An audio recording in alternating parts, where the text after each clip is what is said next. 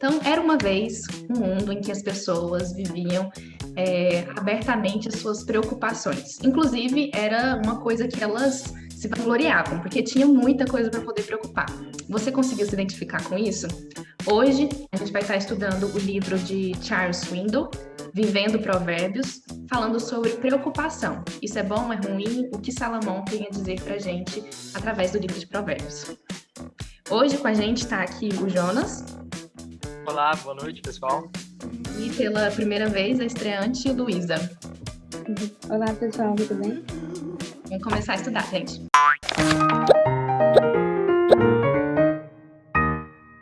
Então tá, vocês que já estão acompanhando a gente, sabem que a gente está estudando o livro do Charles Swindoll e ele traz uma série de engrenagens da nossa vida que estão explicadas no livro de Provérbios, o livro da Bíblia, Provérbios. A engrenagem da vez é a engrenagem da preocupação e ele logo de cara fala dos problemas que a preocupação traz pra gente, tanto na nossa vida física, né, doenças físicas, quanto emocionais e espirituais. Mas aí, a ideia é que ele traga aqui algumas soluções, que são soluções que Provérbios 3 fala. Eu vou querer ler o texto com vocês, para a gente poder entender um pouquinho mais quais são essas soluções, que são soluções relacionadas às nossas convivências horizontais, pessoa a pessoa, né? E vertical, nós e Deus. Vamos lá ler Provérbios 3, de 1 a 6. Filho meu, não te esqueças da minha lei, e o teu coração guarde os meus mandamentos, porque eles aumentarão os teus dias e te acrescentarão anos de vida e paz. Não te desamparem a benignidade e a fidelidade. Atas ao teu pescoço. Escrevas na tábua do teu coração, e acharás graça e bom entendimento aos olhos de Deus e dos homens. Confia no Senhor de todo o teu coração, e não te estribes do teu próprio entendimento, reconhece-os em teus caminhos, e ele endireitará as tuas veredas. Legal, gente. Vocês podem ler Provérbios 3 completo. O capítulo é o capítulo 4 do livro do Swindoll, vocês também podem estar estudando, mas hoje a gente vai estar discutindo algumas questões que surgiram para mim durante a leitura do texto. E a primeira pergunta aqui que eu quero fazer é... Swindoll já começa falando que existem algumas coisas que acontecem com a gente, tanto no âmbito físico, quanto espiritual, quanto emocional.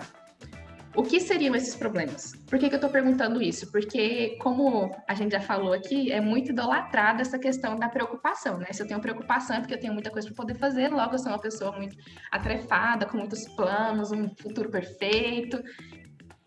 Mas por que dá esses problemas? O que deu de errado nisso? Porque as preocupações são requisitos necessários para que a gente consiga se planejar. O que deu de errado aí? Bom, primeiro, como você falou, né, a preocupação é uma falha no caráter mais aceitável, muitas vezes por nós mesmos e pelas outras pessoas, onde a gente aceita que a preocupação sempre vai vir em algum momento da vida, porque todos temos momentos difíceis e momentos de atribulação, então a preocupação é uma coisa que vai vir e nós devemos só aceitar que ela vai vir e saber lidar com isso. E a preocupação, ela pode ser um problema sério, na verdade, não é só uma coisa que nós devemos aceitar, né? Como você disse, ela pode afetar problemas físicos, mentais, e aí algumas pessoas precisam até recorrer a fatores externos, né? Para poder solucionar esses problemas. E, além de tudo isso, ela é um problema espiritual também, porque se nós vemos como lide com essa preocupação, colocando as nossas preocupações nas mãos de Deus. Então, essa seria a forma como lidaríamos com essa preocupação. O que não é fácil, mas que deve ser constante. Eu acredito que existe uma parte da preocupação que é muito positiva, que deve ser considerada. É quando ela te impulsiona a mover. Do tipo assim, eu estava muito preocupado em relação ao podcast. E quando eu lembrei sobre o podcast, a minha preocupação me fez estudar. E ir atrás para mim entender melhor, para poder orientar os ouvintes, né, as pessoas que vão estar participando do podcast. Agora, quando eu preocupo e essa preocupação ela acontece o inverso, ela me trava, ela causa em mim uma reflexão negativa, pensamentos negativos, pessimistas. E esse que é o perigo para mim, né? Essa é a minha opinião, de que a preocupação excessiva aquela que faz com que nós nos paramos e não sigamos para frente. E aí afeta nessas 3 áreas, né? O nosso emocional fica abalado, porque uma pessoa que tem uma preocupação excessiva é a mesma coisa de um estado de alguém que sofre de ansiedade. Já conversou com alguém que sofre de ansiedade? Ela não consegue se posicionar, ela não consegue firmar numa conversa, ela é uma pessoa muito distraída, viajada, ela tem pensamentos totalmente negativos sobre a vida, ela é muito negativa conversar com uma pessoa assim. Então ela afeta totalmente a nossa vida, afeta o nosso emocional. E aí acaba descambando também na área espiritual, fazendo com que eu não desfrute o meu amor com o próximo e muito menos com o nosso Senhor Jesus Cristo. Eu achei muito legal que no livro ele apresenta a preocupação como um sintoma da tolice. Então, se a gente está querendo perceber se a gente está sendo tolo, né? Ou seja, sem inteligência, sem juízo, a preocupação vai ser um sintoma para isso. Então, se estamos muito preocupados, provavelmente estaremos sendo tolos. E isso corrobora para o pecado, né? Porque a gente peque mais. E não é isso que Deus quer. Então, colocar as nossas preocupações nas mãos de Deus minimiza as nossas preocupações. E aí, na verdade, perceber que estamos sendo tolos nos faz querer planejar essas preocupações para que elas deixem de ser preocupações. E quem nos ajuda nisso é o único capaz, é Deus. É legal porque o texto ele fala, quem conversa, né, aqui no caso, no texto bíblico mesmo, é Salomão para um filho, né? Ele não fala qual é esse filho e aí fica sendo uma conversa também nossa, aliás, de um pai, né, para com a gente que é filho. Então é um aconselhamento, assim, muito nobre. E aí ele começa a falar que existem algumas consequências dessa preocupação que, como o Jonas falou, elas são progressivas. Então eu, por exemplo, quando eu estou em crise de ansiedade, a primeira coisa que acontece aqui comigo é eu ter refluxo. Eu tenho muito, muito, muito refluxo. É um problema da minha preocupação que me gerou ansiedade e gerou um problema físico em mim. Depois veio o problema emocional, porque quando você está preocupado, você não consegue tomar as decisões corretamente. E aí a gente vê aqui que isso tudo faz parte de um problema também espiritual, como o Jonas falou e a Luísa também falou, né? Falta de confiança em Deus. No fim do texto que a gente leu lá em Provérbios, ele fala pra gente que ele vai endireitar as nossas veredas, né? Tá falando aqui que a gente vai ter uma vida boa. E como é que você vai ter uma vida boa com essas 3 ocasiões, né? Aí que tá acontecendo. É natural para mim, no momento de preocupação, sofrer tudo isso. Como é que vem a solução? Eu acho legal porque ele fala sobre 2 questões. Ele fala que a gente tem que alimentar relacionamentos. E aí sai da gente. Que a preocupação é quando a gente pega todos esses fatores externos e internaliza, né? E aí ele fala que a gente tem que se relacionar. E o primeiro deles, que eu achei muito legal, é o primeiro relacionamento, que é um relacionamento interpessoal, horizontal. Ele faz parte dessa solução. Como que a gente pode viver hoje em sociedade? É uma sociedade corrompida, né? Pensando que ele coloca lá 2 pontos que está nos versículos também, quando ele fala assim, não te desamparem a benignidade e a fidelidade. Então a gente tem que ser pessoas boas, né, bondosas, e nós também temos que nos amparar na verdade. Mas como é que a gente faz isso nos nossos relacionamentos sociais, sem parecer bobo, através da bondade, aquela pessoa boazinha demais, que é boba, ou também quando a gente está tentando ser verdadeiro numa relação e a gente extrapola os limites de outra pessoa. Como é que a gente consegue se relacionar, gerar essa cura na gente, né, que é a cura da preocupação, tendo que lidar com esse fator que não é a gente, é a outra pessoa, é um relacionamento interpessoal. Como é que isso acontece? Como é que a gente consegue fazer isso? Essa divisão que ele coloca aí, que você falou entre horizontal e vertical, né, de cultivar os bons relacionamentos, adquirindo as virtudes da bondade, da verdade, é muito legal porque ele apresenta essa bondade como uma misericórdia, lealdade, uma graça que é presente no caráter de Deus. Então, como nós cristãos buscamos estar sempre semelhantes a Deus, então é bom que busquemos essa bondade que está presente no caráter de Deus e que é apresentada como uma graça intindável, imensurável. Então, por exemplo, quando se um colega meu me pede para ajudá-lo no trabalho, numa tarefa, e eu ajudo, eu estou exercendo a minha bondade, uma virtude essencial da bondade. Mas se esse colega aproveita, então, eu acho que, como você falou, para a gente não ser bom sem ser bobo, né? Exercer a nossa bondade sem ser bobo, é não deixar que as pessoas aproveitem da nossa bondade para nos achar bobos mesmo. Por exemplo, se esse colega meu me pedisse, depois que eu tivesse sido boa,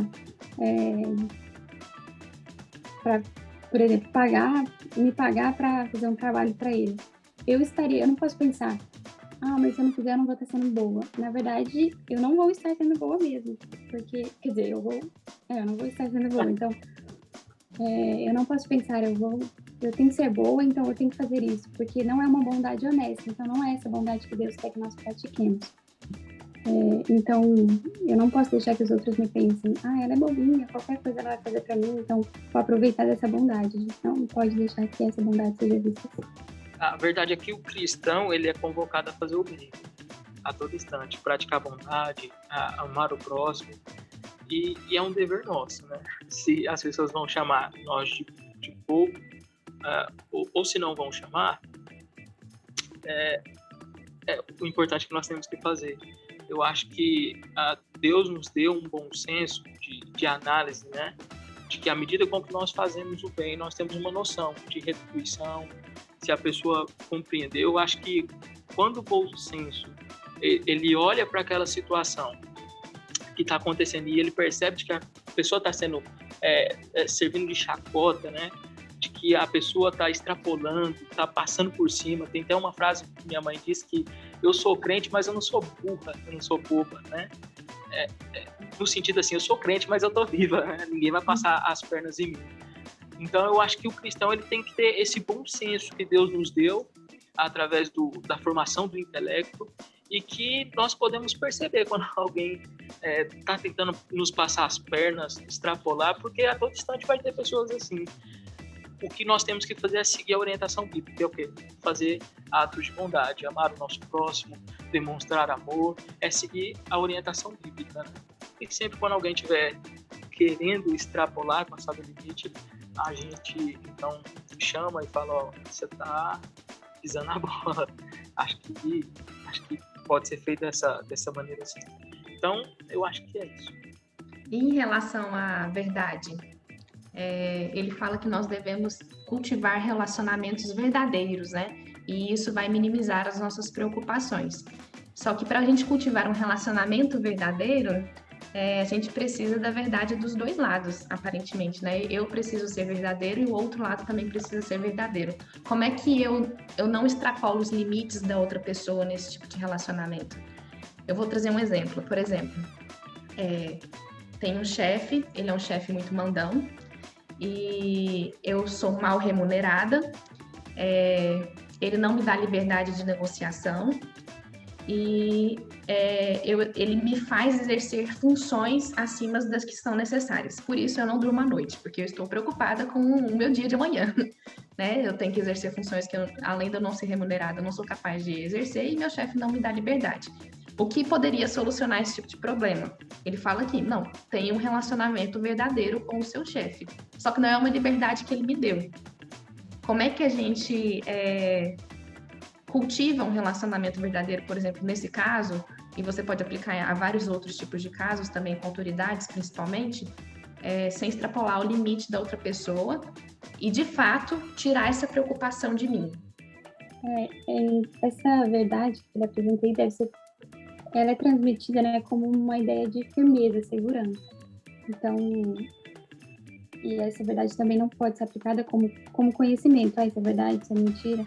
Então, é uma verdade com uma maneira de se relacionar mesmo, como você falou, onde eu tenho que ser íntegro em relação às pessoas com que eu me relaciono. E aí, eu tinha pensado em outro exemplo, mas esse exemplo que você deu também é muito bom, mas eu tinha pensado nesse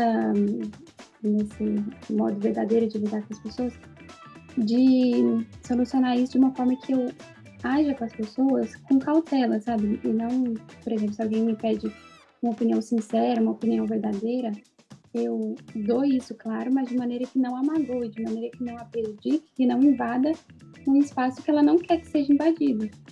E então, ser verdadeiro, ser verdadeiro, expressando também a bondade ao mesmo tempo, tá? Eu acho que nesse exemplo aí, talvez, esse chefe não seja até ímpio, né? Porque não tem nenhuma compreensão de empatia, né? De diálogo. Ela força a outra pessoa, causa nela uma preocupação, né, no outro dia no trabalho. O trabalho, ele causa isso, né? A gente fica preocupado, como será o dia da manhã? E a gente começa a criar coisa e vai afetando totalmente a nossa área. Eu acho que num passo assim é muito complicado. O diálogo sempre será a melhor forma possível de alterar as coisas. Talvez chegando no chefe falando, a maneira como você tem guiado o relacionamento não tem sido saudável, eu estou a ponto de pedir demissão, de sair da empresa. Então, chegar no chefe e criar um diálogo seria muito interessante. Eu acho que uma verdadeira amizade também, agora falando sobre verdadeira amizade, é sempre aquelas que não corrompem os bons costumes, como diz 1 Coríntios, né? As más conversações corrompem os bons costumes. Uma amizade verdadeira, ela sempre vai buscar uma compreensão, um diálogo, ela vai ouvir ambas as partes, né? Então, eu acho que para um jovem cristão, como nós somos jovens, nós temos que sempre analisar as nossas amizades, criar vínculos verdadeiros com muita sinceridade e, quando encontrar uma amizade assim, fortifica, né? Fortalece, cria laços mais fortes que vai durar para a vida toda, né? Vão ter ali suas famílias, vão viajar juntos, né? Então, acho que é muito importante sempre analisar. Deus nos deu a capacidade de analisar as pessoas, né? De analisar as amizades e tudo mais. E no caso desse, como chefe também, retornando, eu acho que o diálogo, se vê que não dá, que está causando feridas, né? Porque a preocupação excessiva, ela causa crises, doenças, né, como nós vimos lá, dores de cabeça, insônia, tantas outras coisas. Então, o melhor caso, às vezes, é sair fora. É legal. Eu acho que é essencial também que a gente procure realmente essa solução de ser verdadeiro com outra pessoa e não pensar que, eu tô preocupado por causa disso, mas ele é meu chefe, eu não posso chegar lá e, para de tomar escape comigo. E a preocupação é sempre uma coisa que vai estar presente, então eu tenho que saber lidar com isso. Mas a gente tem que procurar soluções, nem que seja falar com o chefe ou a ponto de pedir demissão, para que essa preocupação seja minimizada, porque a gente não deve passar por uma preocupação sofrendo, sabe? A preocupação é inevitável, mas o sofrimento é opcional, então a gente tem que procurar soluções para isso. Legal. A Luísa falou uma coisa interessante na primeira fala dela, é que ela juntou as duas virtudes que a pessoa tem que ter no tipo de relacionamento dela interpessoal para que ela não haja preocupação, né? Primeiro, ela tem que ser bondosa e segundo, ela tem que estar firmada na verdade. É as duas coisas unidas. Então, dentro desse cenário que a gente estava conversando aqui do chefe, como é que a bondade minimizaria a minha preocupação? Eu me colocando no lugar do outro e, ao mesmo tempo, não me fazendo de boba, como a gente fez na primeira discussão, né?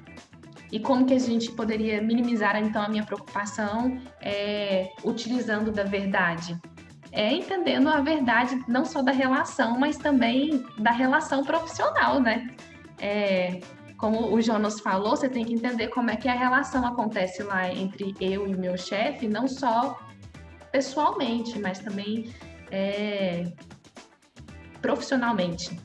E aí a verdade acontece nos dois sentidos, né? Ao mesmo tempo que você não é bobo, você é bondoso, porque você se colocou no lugar de outra pessoa, viu as necessidades, às vezes, do cliente que está envolvido no projeto em que o seu chefe está se abusando, ou se não vendo o estresse que ele está vivendo no dia a dia dele. Quando você se coloca no lugar de outra pessoa, você consegue medir as palavras para poder usar da verdade nesse tipo de situação. E aí, como você tem um panorama completo, a preocupação diminui.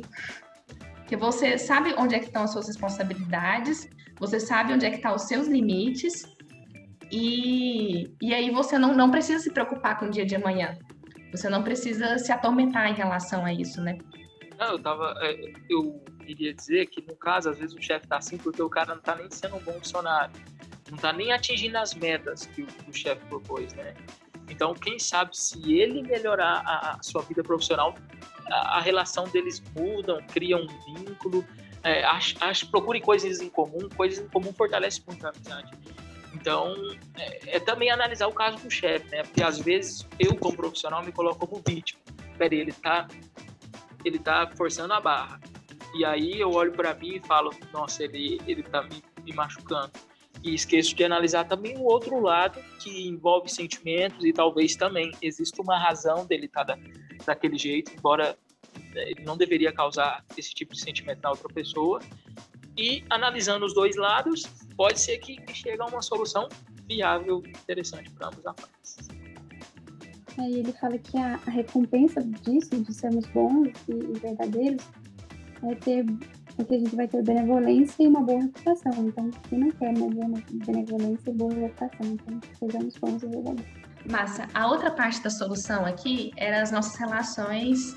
A nossa relação, né? Ela é única, só existe um Deus vertical. E aí ele fala que existem 3 atitudes que nós devemos ter. E aí ele tira do texto mesmo. A gente tem que confiar no Senhor, não se estribar no próprio entendimento e reconhecer Deus em todos os caminhos. E aí ele vai endireitar as nossas veredas e, consequentemente, minimizar as nossas preocupações, né? A questão aqui é que muita gente acha a gente, crente, né, louco nessa parte. Porque existem soluções que a gente tem que tomar, preocupações que vêm à nossa cabeça em relação ao futuro por conta as questões mesmo que a gente vai somando na nossa vida, a gente fica preocupado com elas. Só que a gente vai lá e confia no Senhor. A gente vai lá e pega nossos pensamentos e não se limita a eles. Fala assim, não, o pensamento de Deus é maior do que esse. E a gente vai lá e fala assim, não, quer saber? Deus tem um plano melhor para mim. E aí tem muita gente que encara a gente como louco. Fala assim, olha, os dados todos da sua realidade estão mostrando o contrário. Está mostrando que vai dar muito ruim. E você tá aí, tá falando que tá confiando em Deus? Você já entendeu, você já fez todas as contas, vai dar errado. Não consegue se limitar a esses dados. E mais do que isso, fala que Deus ainda tem um plano melhor para você. Aí eu queria perguntar para vocês, como é que vocês racionalmente explicam isso? Que aqui no livro ele faz um caminho, e também aqui nesse texto de Provérbios 3, 1-6, ele mostra um pouquinho de como é que isso acontece. Por que a gente não é louco nesse tipo de situação? Bom, eu acho interessante isso também, de achar louco, porque muitas vezes a gente fica preocupado, não só com a preocupação em si, mas preocupado em como resolver a preocupação, o problema. Então, para nós cristãos, é um alívio mesmo saber que tem alguém mais capacitado, muito mais capacitado, sábio e que quer o nosso bem para nos ajudar a resolver esses problemas.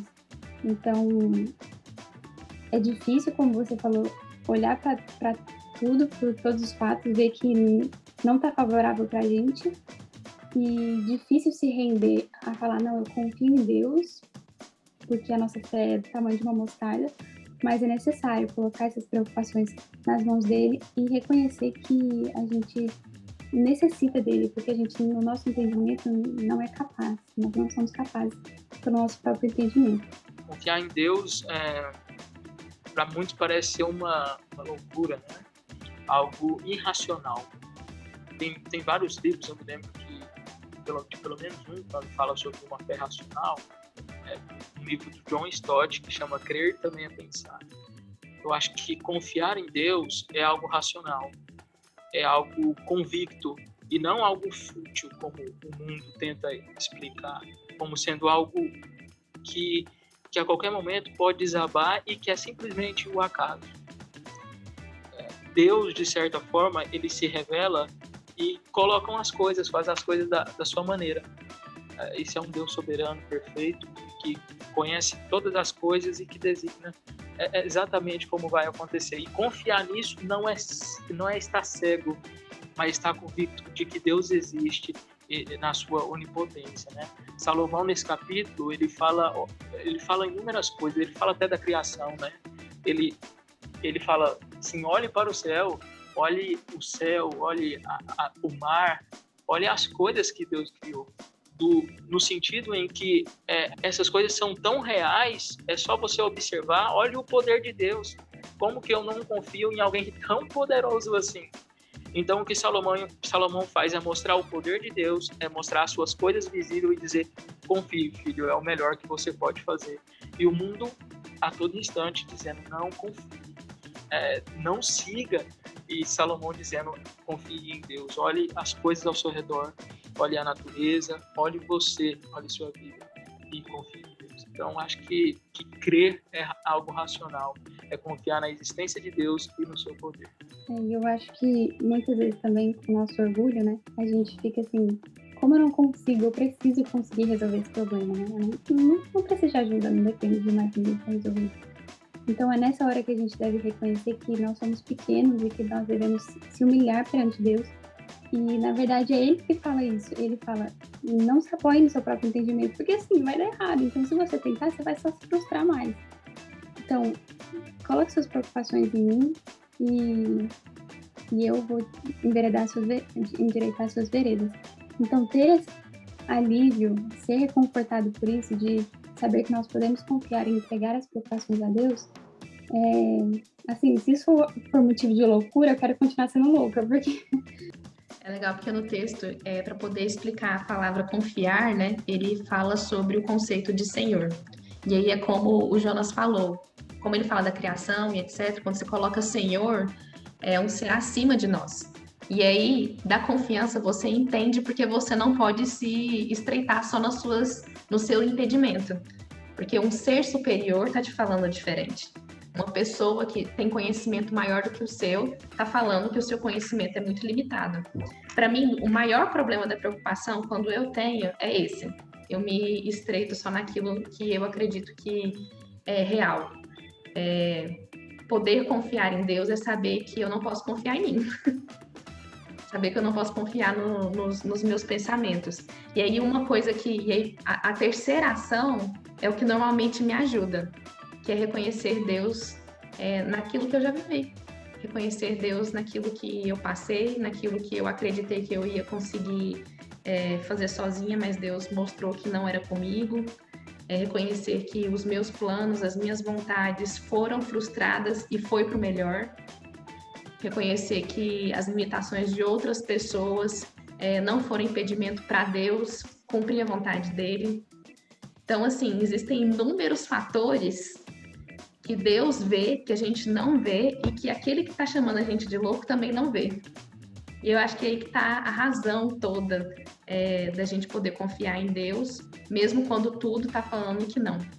Eu posso acrescentar que eu acho também que muitas vezes nós falamos, precisamos entregar nossas preocupações para Deus, mas também nós devemos fazer a nossa parte. E, na verdade, quando a gente fala que nós não devemos nos apoiar no nosso entendimento, é um reconhecimento de que a vontade de Deus é melhor, mas não é que no final das contas a gente é burro, não sabe de nada.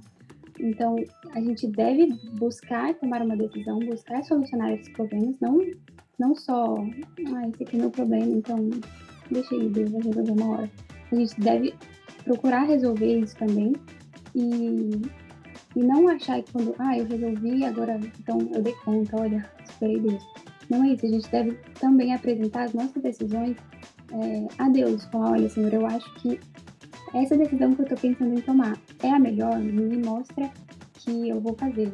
Exatamente, eu acho também a mesma coisa que a Luísa disse, que é uma ação, né? Porque senão eu paro e fico olhando de braço cruzado, olhando para o céu, dizendo, Senhor, faça a sua vontade. E aí eu simplesmente parei, não estou fazendo nada. Então eu acho que o que Deus quer nos ensinar, o que Ele quer ensinar é que Ele tem uma vontade e que nós devemos seguir cada passo de acordo com a sua vontade. Então não é parar, é sempre olhar para Deus e para a sua vontade. A sua vontade está explícita na palavra de Deus, de maneira clara. O homem vê, se orienta, ora e segue adiante, sempre na dependência de Deus.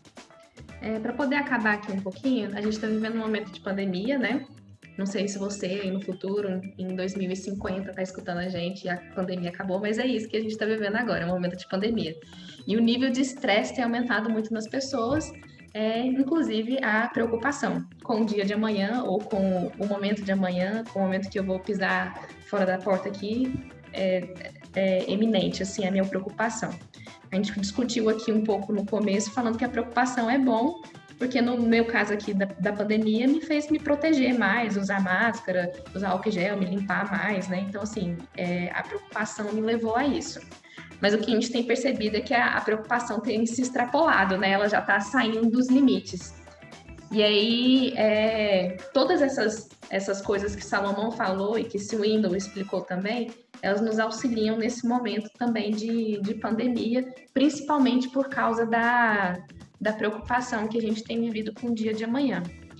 Eu tenho visto também nesse momento muitas psicólogas falando sobre esse momento de ansiedade, de preocupação, como a gente pode solucionar. E existem duas teorias que eu consegui mais ou menos relacionar com o texto que a gente estudou hoje, da psicologia, que ajudam nesses tratamentos, principalmente voltados à pandemia, né? A esse estresse da pandemia. O primeiro é que você tem que ter uma busca total da realidade. Não se estreite só aquilo que você tem vivenciado. Por exemplo, não se estreite somente às notícias ruins que têm chegado até você nos noticiários. Não se limite a elas.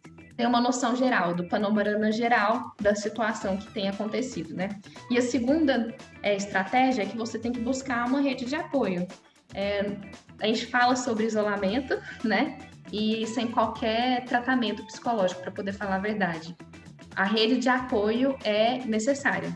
Nós estamos vivendo um relacionamento, um isolamento social, mas a gente também tem que buscar uma rede de apoio, não ficar sozinho. Inclusive, a igreja tem tentado fazer esse tipo de papel, né? Que é a rede de apoio. Essas duas teorias da psicologia, é isso que o texto está falando nos nossos relacionamentos horizontais e verticais.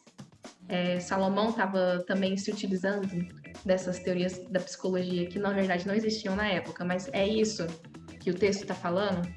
Eu acho que dá para relacionar o provérbio, né, o texto, com essa teoria que você falou, e essa busca de reconhecimento da realidade seria mesmo, eu acho que, ver o que nos está preocupando, não só, estou preocupada, mas saber por que eu estou preocupada, e aí colocar isso na mão de Deus mesmo, falar, Senhor, eu sei que eu estou preocupada e eu estou preocupada por isso, só que eu não sei como resolver essa minha preocupação. Então, a partir disso, a gente pode cultivar esse nosso relacionamento vertical com Deus, cultivando, né, essa confiança que depende disso, nosso relacionamento com Deus, a confiança nele, a obediência, porque ele vai te dar uma resposta e basta você obedecer, e respeitando também, sabendo que essa vontade é a melhor para Deus, de Deus para nós. Então, é isso que ele fala, confie nele, não apoie no seu próprio entendimento e siga a vontade dele, porque ele tem o melhor. Sim, Deus tem o melhor para cada um de nós. Eu acho que ouvir é a melhor solução, né? Não ouvir o nosso entendimento, mas ouvir o entendimento que vem do Senhor Jesus, como Salomão nos ensinou.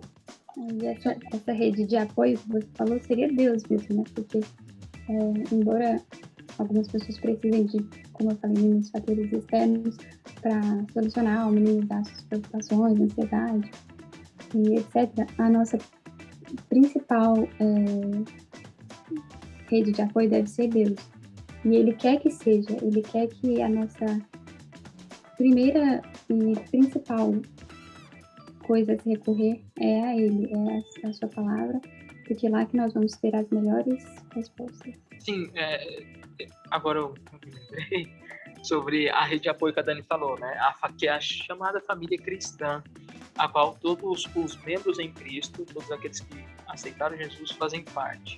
Ela é muito importante, gente. Eu já vi pessoas chegarem extremamente abaladas na igreja e precisarem de um apoio, e quem estava lá? A igreja apoiando, porque muitas vezes a família não compreende, não quer entender, algumas amizades não querem compreender, e aí a pessoa chega na igreja, ela encontra refúgio. Essa rede de apoio é muito importante, porque ela faz com que até mesmo eu me fortifique em relação a Deus. Tanto que o apóstolo Paulo fala isso em várias epístolas deles, né?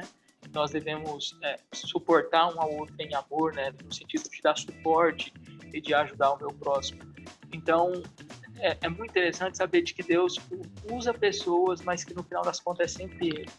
Sempre Ele que está cuidando, que enviou aquela pessoa, é sempre o amor dele que está ali. E Deus é muito bondoso, isso é muita misericórdia na vida de cada um.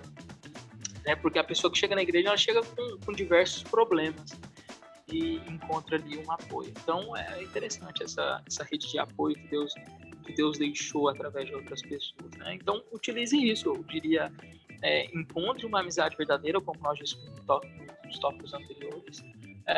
Encontre alguém que você possa até mesmo verbalizar. Esse ato de verbalizar, de contar o que está acontecendo no meu dia, as aflições, as angústias, isso alivia muito o coração.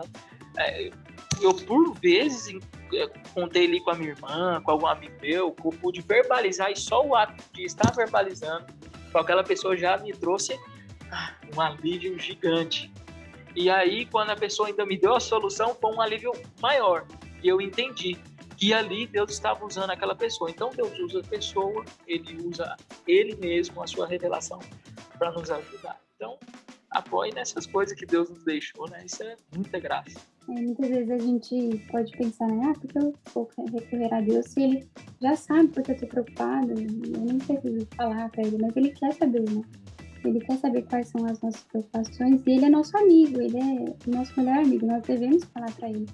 Tem até uma música que chama Calmo, Sereno e Tranquilo, que fala disso, Ele é nosso amigo e a gente deve sentir descanso nele, quando a gente desabafa com Ele mesmo, né? Como um amigo nosso, às vezes nós sabemos porque que ele está preocupado, chateado, mas a gente quer que ele fale. Fica chateado, fala aí, compartilha comigo. Então é isso que Deus quer que a gente faça com ele. E é o que devemos fazer. Legal.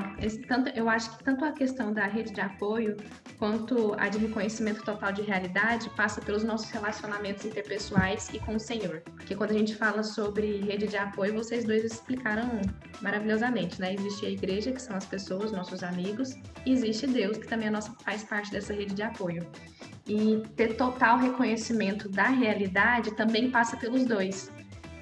Quando o Jonas falou que só o fato dele estar verbalizando aquilo já ajudava ele, e também quando eu verbalizo me ajuda muito, é porque aquilo me coloca numa situação de reconhecimento da realidade. E aí eu entendi completamente a realidade e aquilo diminui um pouco a minha preocupação. E com Deus, através da oração, é a mesma coisa, né? Quando a gente verbaliza isso através de uma oração, de algum pedido, a mesma coisa acontece. Deus nos traz um reconhecimento total da realidade que extrapola os nossos entendimentos, nosso próprio entendimento. Gente, foi muito legal conversar com vocês. Obrigada. Eu vou deixar a dica aí para vocês lerem o capítulo também. É muito proveitoso, principalmente para o momento que a gente está passando. E esse final de semana a gente também vai estar estudando, dentro dessa linha, na EBD, as nossas emoções. Se você quiser participar, é só entrar no nosso canal da Juventude, lá vai ter um link do Google Meets e a gente vai poder aprofundar um pouco mais nessas questões. Vocês querem falar mais alguma coisa, Luiz e Jonas? Só desejar boa noite e dizer para ler, porque lá tem muitas instruções para cada um de nós. Instruções que vamos levar para a vida toda. É isso mesmo, reflitam nas suas preocupações e deixem isso nas mãos de Deus. Muito obrigada pelo convite. Tchau, gente. Tchau, gente. Tchau. A gente se vê na próxima. Tchau, gente.